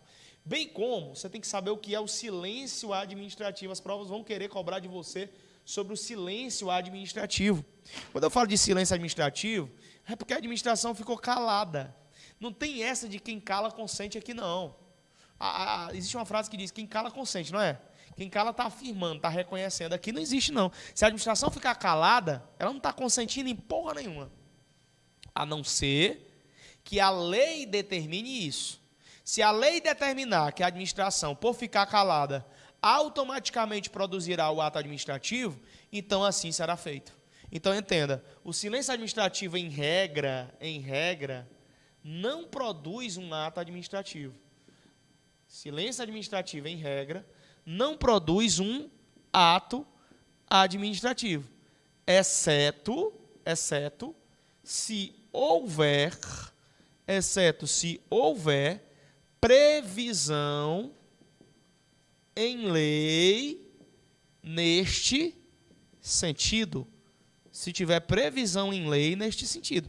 Se a lei disser que aquele silêncio da administração pública gerará um ato administrativo, aí é tchau e benção, não tem para onde correr, vai dar certo e vai ser o silêncio administrativo produtor de um ato administrativo. Então, o silêncio administrativo, em regra, não produz um ato administrativo, a não ser que esteja previamente estabelecido em lei oportunidade em que gerará um ato administrativo. Tá certo? Sim ou não? Sim ou não? Sim ou não?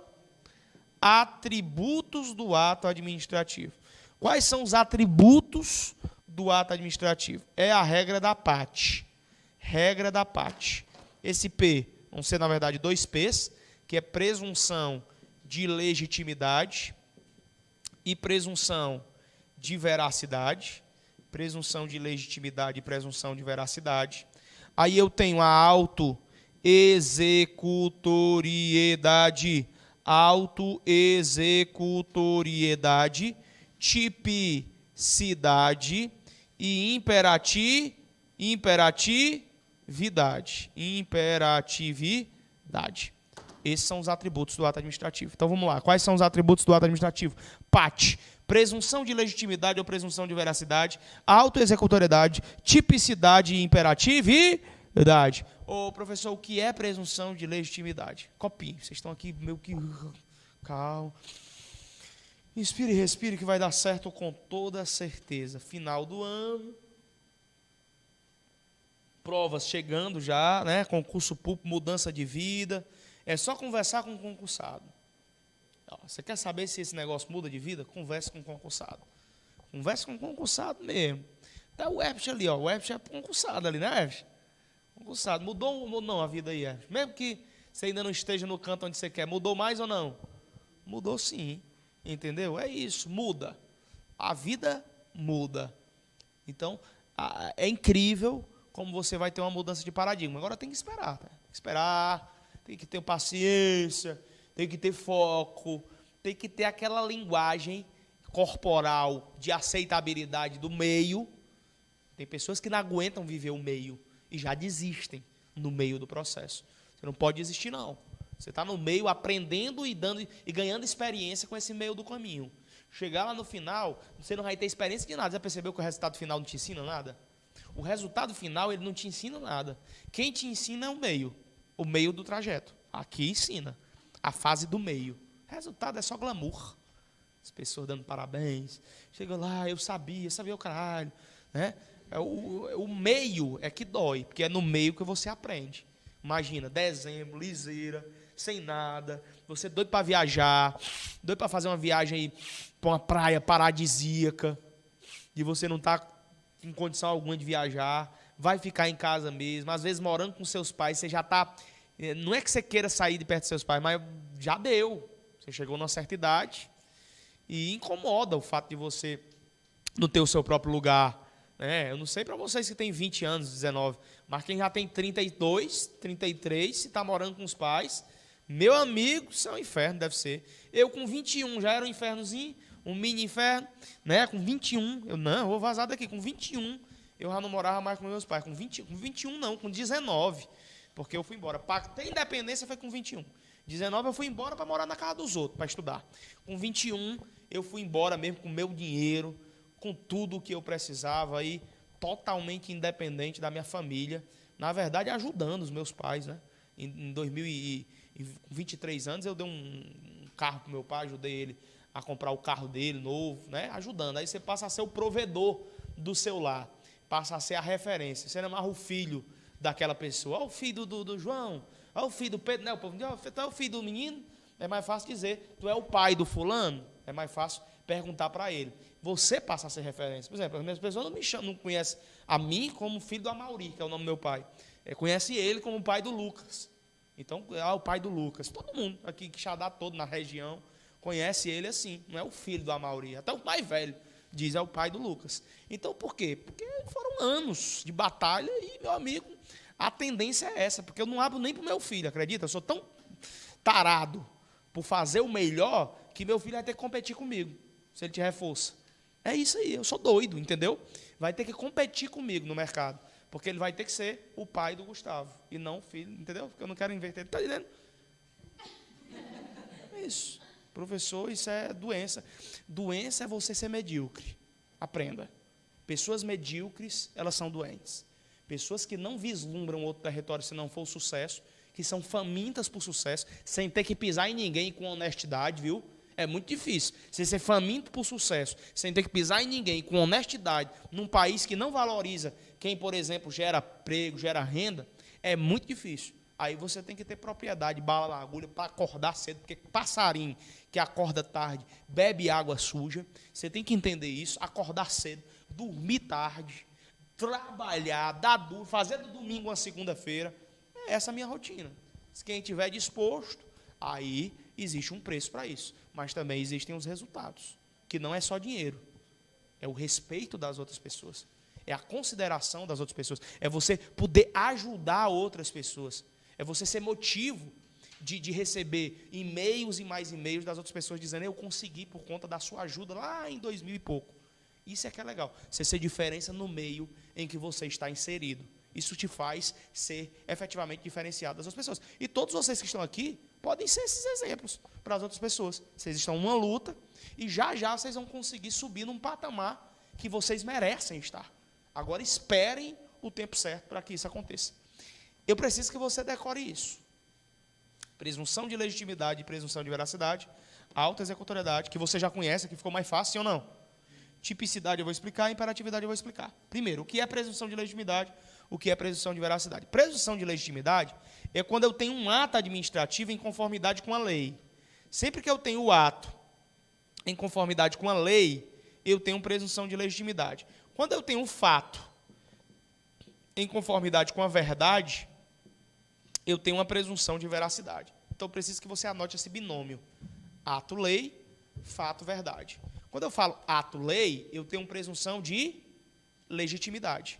Quando eu falo fato-verdade, eu tenho presunção de veracidade. Então, vamos lá. Vamos imaginar. Vamos imaginar a seguinte situação. Presta atenção. Você produziu um ato administrativo. Como é seu nome? Évila produziu um ato administrativo. Tá, produziu. Quando ela produziu o ato administrativo, ela é servidora pública e produziu, aquele ato administrativo é presumidamente legítimo. Por quê? Porque ela tem presunção de legitimidade. O ato administrativo produzido por uma servidora pública tem presunção de que é legítimo. Quem tem que mostrar que aquilo é irregular é o particular. Ele que vai ter que provar o contrário, de que aquele ato não é legítimo, de que aquele ato não está na lei. Imagina, um ato que saiu, acabou de ser publicado um ato, nomeação, você viu lá no Diário Oficial da União. Para ti, que olha assim a grosso modo, ele é legal ou ilegal? Legal, por quê? Porque você já adotou a presunção de legitimidade. O que é presunção? É eu saber antes de ter certeza. Eu presumo que o ato é legal. Isso é presunção de legitimidade. Quem é que tem que provar o contrário? O particular. Por isso que a presunção adotada aqui é uma presunção relativa de legitimidade e de veracidade. Essa presunção relativa é conhecida no mundo latino como presunção juris tantum. Juris, diga juris. Tantum. Pronto, presunção relativa. Então a Évila praticou um ato administrativo e presumidamente aquilo ali é o quê? Legal. É legal. Contrariamente, eu teria na presunção de veracidade, porque não é ato, é o fato. Eu não me preocupo mais com o ato, eu me preocupo com o fato. E esse fato tem que ser o quê? Verdade. Uma coisa é o ato estar na lei, outra coisa é o fato ter sido verdade. Professor, eu posso ter um ato na lei em que eu não tive presunção de veracidade? Claro que não. Como é que eu vou ter um ato? Pode até ser um ato que é presumidamente da lei. Porque, por exemplo, eu posso publicar uma nomeação do... Como é teu nome? Do Sebastião. Eu posso publicar a nomeação dele agora no Diário Oficial da União. Realmente o nome nomeação existe na lei? Sim ou não? Só que se ele fez o concurso já, então seria o quê? Mentira. Ou seja, eu teria a presunção de legitimidade, mas não teria a presunção de... Vocês estão me entendendo, sim ou não? Então, quando eu tenho uma correspondência do ato com a lei, eu tenho presunção de legitimidade. Quando eu tenho a correspondência do fato com a verdade, lembrando que o fato administrativo, eu já falei para você, é uma situação. Quando esse fato está de acordo com a verdade, eu tenho a presunção de veracidade. Professor, o que é a autoexecutoriedade? Já falei. Vou dispensar comentários. Certo? O que é a tipicidade? A tipicidade, o que é o típico? O típico não é aquele que é possível? Sim ou não? Falar, fulano... Por exemplo, tipicamente. Alguém trabalha aqui? Tipicamente, o que é que você faz? Operadora de caixa. Então, tipicamente, você mexe com dinheiro. Sim? Atipicamente, você pula de asa deltas, pula de paraquedas. Se você um dia, em cada ano, você pulasse de paraquedas, você iria dizer que atipicamente, de vez em quando é muito difícil, eu pulo de paraquedas. Mas, tipicamente, eu trabalho com dinheiro no meu dia a dia. Então, compreenda. Uma coisa é falar de tipicidade. Outra coisa é falar de atipicidade. O que é tipicidade? Aquilo que é comum. Aquilo que é possível. E que está dentro da lei. Por exemplo, é possível que você, agente de trânsito, você é um agente de trânsito, é possível que você veja uma moto ali fora, estacionada num local irregular e você aplique uma multa? É possível ou não? É possível que você, como agente de trânsito, veja uma espaçonave, um disco voador, que passou dando uma rasante, quase leva a cruz da pedra do cruzeiro. Isso é atípico, porque isso não existe. Entendeu o que eu quis dizer? Então, tipicidade é isso. São coisas que existem, que são possíveis. O que é imperatividade? É a mesma coisa da coercibilidade que eu tinha falado para vocês. Lembra do conceito que eu dei para coercibilidade? Que é quando o ato administrativo se aplica para o cara independentemente da concordância dele? É a mesma coisa a imperatividade. Imperatividade é quando o ato administrativo se aplica para um cara, para uma pessoa, e pouco importa se ele concorda ou concorda não, vai se fuder. Não vai mandar o povo se fuder, mas é tipo isso, você pensa mentalmente. Por exemplo, você vai aplicar uma multa, tu é agente de trânsito, vai aplicar uma multa pro cara. Tu pergunta para ele, ei, macho, posso te multar? Posso. É assim que tu pergunta? Tu pergunta pro preso, quem vai ser polícia? Quem vai ser polícia aqui? Quem vai perguntar pro preso? Ei, por favor, macho, deixa eu te prender aí, mano, vai lá, por favor. Não. Não. Quem quer ser policial penal aqui? Policial penal. Pronto, então, não vai para aí. Posso fechar a cela, por favor? Você chega lá e fecha independentemente, chega lá e fecha a cela independentemente do quê? Da concordância dele. Da concordância dele. Isso é o quê? Imperatividade. Então, quais são os atributos do ato administrativo? Vamos lá. PAT. PAT, diga PAT. Presunção de legitimidade e presunção de veracidade. Autoexecutoriedade, tipicidade e imperatividade. Diga eu. Eu o quê que eu digo aí? Eu entendi. Até eu esqueci, tá vendo? Eu esqueci o que eu pergunto. Eu entendi. Diga, eu entendi. Pronto. Massa. Se você entendeu, beleza. Agora anote os requisitos do ato administrativo. Requisitos ou elementos do ato administrativo. Eles são os seguintes: competência, finalidade, forma, motivo e objeto. Competência, COFIFOMOB. Competência, finalidade, forma, motivo e objeto. Professor, preciso decorar? Com toda certeza precisa decorar. COFIFOMOB. COFIFOMOB. COFIFOMOB.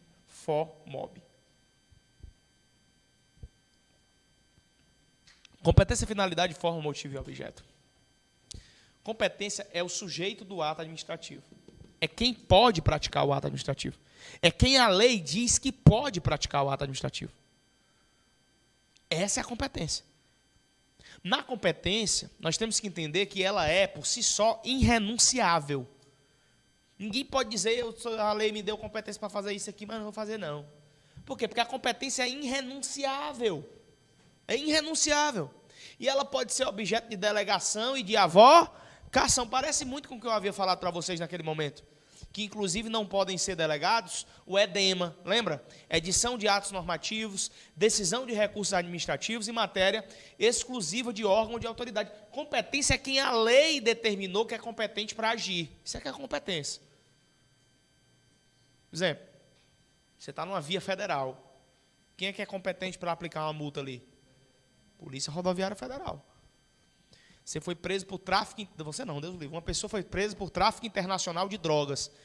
Quem é competente para instaurar o inquérito policial? O delegado federal. O delegado da Polícia Federal. Você está me entendendo? Competência é que a lei determinou que fosse competente. Isso é que é competência. Finalidade é onde eu quero chegar produzindo aquele ato administrativo. Onde é que eu quero chegar? Por exemplo, a pessoa vai produzir um ato administrativo, ela quer alcançar um fim. Qual é o fim que eu quero alcançar quando eu aplico uma multa no indivíduo? É só fazer ele ficar liso, fim, fazer ele ficar liso e quebrar. Rapaz, muita ruindade. Se você estiver agindo assim, você está desvio de finalidade. Finalidade, quando você aplica a multa na pessoa, é educá-la e puni-la para ela nunca mais fazer isso. Educá-la e puni-la para que ela nunca mais possa fazer isso. Essa é a finalidade da multa. O que é a forma? Forma é a exteriorização do ato administrativo no universo do direito administrativo. Como vai ficar conhecido? Vai ficar na forma escrita? Vai ficar na forma verbal? Vai ficar na pignoratícia, que é por imagem? Você sabia que quando você sai aqui, que você vê o sinal vermelho, ali é um ato administrativo sendo produzido? Ali tem uma mensagem no vermelho, pare. É um ato administrativo. Por isso que o ato administrativo é uma manifestação unilateral. Pare. Sinal vermelho. Amarelo. Como é o amarelo? É o quê? Atenção. Não é não? Reduzir. Atenção. Fique esperto. E o verde, prossiga. Vá lá. Né? Ali são atos administrativos. Não cabe a você questionar. Imagina, sinal vermelho, você não concorda não, seu filho de rapariga. Né? Abuso de poder é abuso de poder contra mim. Né? Conversa é essa? Independentemente da sua concordância. É ou não é? Então, o que é forma? É como o ato administrativo se exprime para você. Pode ser na forma de som. Por exemplo, o silvo longo, o silvo breve do apito é ou não é uma forma de produção de ato administrativo? É. Há uma mensagem com o silvo longo ali do apito do guarda para você. Quando o guarda faz um movimento, quando o guarda faz outro movimento, ali são atos administrativos. Só que são por mímicas, por mensagens que não são escritas. E muitas vezes nem verbais são. Pode ser escrito? Pode. Pode ser verbal? Pode. Pode ser por imagem? Pode. Pode ser por sons? Pode também. Isso é o quê? A forma. O que é o motivo? O motivo é o porquê do ato administrativo. Todo ato administrativo tem que ter um motivo. Tem que ter um porquê. Não existe um ato administrativo sem porquê. Por exemplo, você multou alguém. Multou por quê? Porque deu vontade, estava sem fazer nada, multei. Não. Multou por quê? Porque ultrapassou o sinal vermelho? Multou por quê? Porque está com excesso de velocidade? Multou por quê? Porque estacionou em um local irregular? Tem que ter um motivo. O motivo é o pressuposto de fato e de direito que faz com que o ato administrativo seja produzido. É o pressuposto de fato e de direito que faz com que eu produza um ato administrativo. Esse é o motivo do ato administrativo. Professor, e o que é o objeto do ato administrativo? O objeto é o conteúdo jurídico do ato, como ele vai ficar conhecido. Por exemplo, como é que vai ficar conhecido um cara que roubou 10 milhões da administração e que botaram ele para fora? Demissão. Sim ou não? Como é que vai ficar conhecido um cara que ultrapassou o sinal vermelho e o guarda anotou um negócio no papel? Como é? Como é o nome? Esqueci. Como é o nome? Não é multa, não? É só isso. O objeto é como fica conhecida aquela situação que aconteceu, pessoal. No momento em que eu anoto no papel que o cara estava... Sou agente de trânsito, anoto no papel que o cara estava numa via de 60 a 120 km por hora. Aí faço, produzo o documento e aí ele vai para a casa dele. Foi para a casa dele o quê ali? Foi para a casa dele o quê ali? Uma multa. Uma multa. Então, o objeto é como o ato administrativo produzido ficará conhecido no mundo do direito administrativo. Esse é o objeto. Então, quais são os requisitos ou elementos do ato administrativo? Vamos lá? Competência, finalidade, forma, motivo e objeto. Agora nós vamos ver a extinção do ato administrativo. Quando eu falo de extinção do ato administrativo, eu pregoo para você duas principais formas que mais caem em prova, que é a anulação e a revogação. De um lado eu vou colocar a anulação, do outro eu vou colocar a revogação. Revogação. Na anulação, o ato nasce ilegal. Já na revogação, o ato nasce legal e com o passar do tempo se torna o quê? Inconveniente, mais inoportuno. Inconveniente, mais inoportuno. Na anulação, eu tenho que a administração pública pode anular e o judiciário também. Já na revogação, é só a administração pública quem pode. Judiciário só aprecia a legalidade. Só aprecia a legalidade. Certo? Então, aqui já são duas principais grandes diferenças entre anulação e revogação. A anulação produz efeitos ex tunc, que são efeitos retroativos. Efeitos retroativos. Já a revogação produz efeitos ex nunc, que são os efeitos prospectivos. Efeitos prospectivos, ou seja, daqui para frente. Não interessa o que passou. Efeitos prospectivos. A anulação, não há direitos adquiridos, em regra, salvo para terceiros de boa fé. Não há direitos adquiridos, salvo para terceiros de boa fé. Aqui há direitos adquiridos. Há direitos adquiridos na revogação. Aqui na anulação eu tenho 5 anos de prazo para poder anular alguma coisa. Aqui não há prazo, porque a partir da percepção, é a partir da percepção da inconveniência ou inoportunidade. Inconveniência ou inoportunidade. Interessante saber que atos vinculados e discricionários, atos vinculados ou discricionários, poderão ser anulados. Aqui só atos discricionários. Só atos discricionários é que vão poder ser revogados. Atos discricionários somente.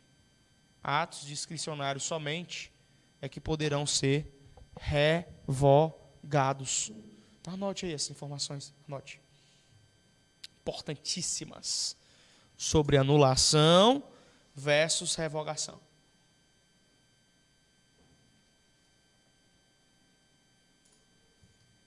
Anulação versus revogação. Anulação, ato nasce ilegal. Revogação, ato nasce legal, mas com o passar do tempo se torna inconveniente e inoportuno. Na anulação pode ser feita tanto pela administração pública como judiciário. Claro que o judiciário tem que ser provocado em virtude do princípio da inércia da jurisdição. Revogação, só a administração pública pode, o judiciário só aprecia a legalidade desse processo. Professor, mas o juiz judiciário, na sua função atípica, sim, na sua função atípica ele não é judiciário, ele é administração. Se ele é administração na função atípica, a administração pode revogar. Produz efeitos ex tunc, ou seja, os efeitos da anulação voltam, retroagem, apagando tudo que aconteceu para trás. Qualquer ganho que o cara tenha tido com aquela anulação, aquele ato administrativo produzido, ele vai ter que devolver, porque ele não vai ter direito a porra nenhuma. Na anulação, os efeitos são retrospectivos. Eles retroagem, apagando coisas do passado. Já na revogação, os efeitos são ex nunc.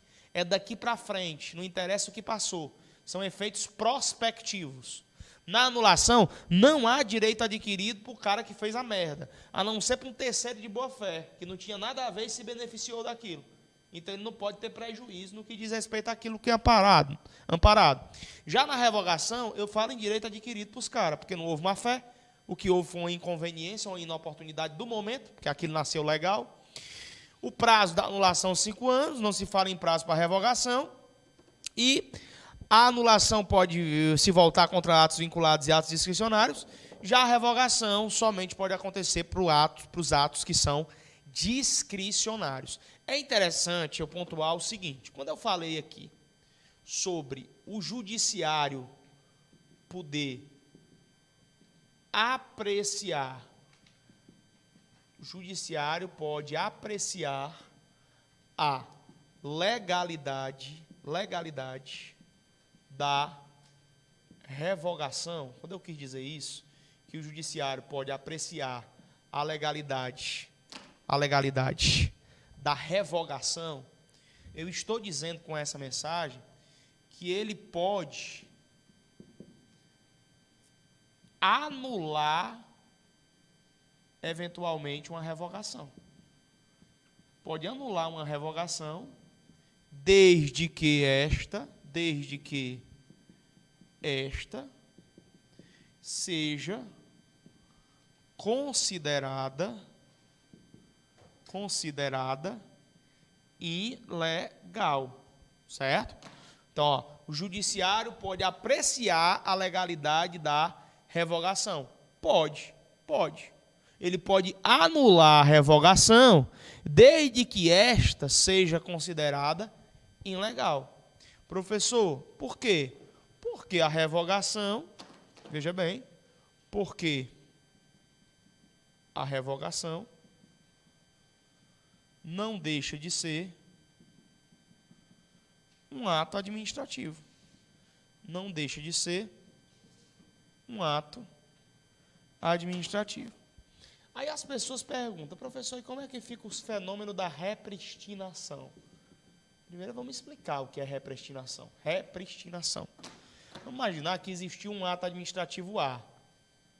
Esse ato administrativo A foi criado, belezinha, foi criado com uma intenção específica. Está lá realizando seus efeitos.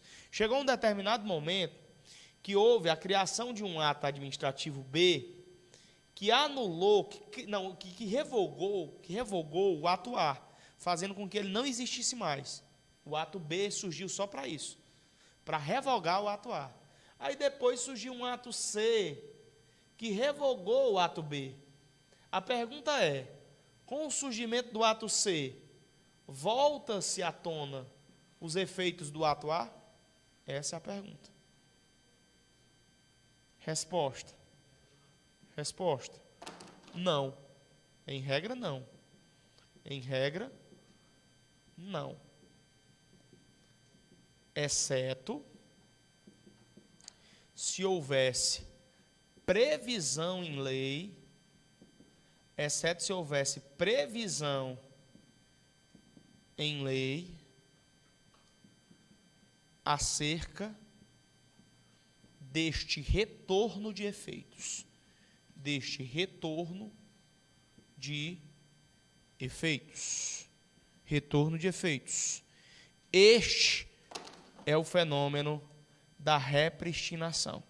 Se isso acontecesse, seria o fenômeno da repristinação, que, em regra, não é adotada no Brasil. Que, em regra, não é adotada no Brasil. Em regra, o fenômeno da repristinação não é esse fenômeno adotado no Brasil. Beleza, sim ou não? Deu para entender mais ou menos alguma coisa aí, senhores? Tranquilo? Vamos para o intervalozinho ali e a gente já volta com mais aula. Vamos lá.